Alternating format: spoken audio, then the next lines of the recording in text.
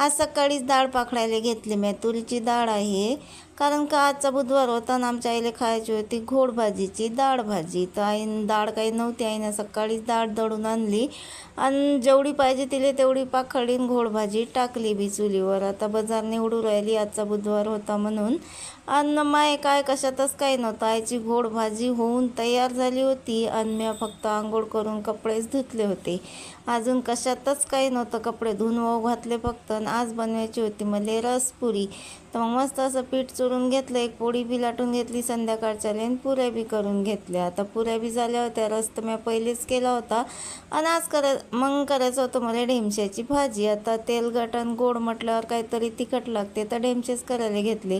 आणि आज या बाईचं काय हाल आहे ते पाहूनच घेतो. मी पहिलेच तेल पाणी देऊन दिलं होतं इले, पण आजही तेल पाणी देऊन देतो.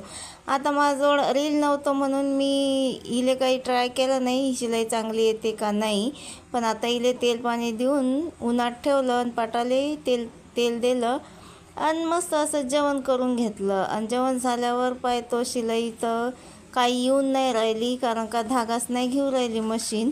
सगळी ओके आहे, ते पट्टा लावल्यावरच तिले म्हणजे प्रॉब्लेम येते, शिलाईच घेत नाही ते. तर तशीच लावून ठेवली मग म्या.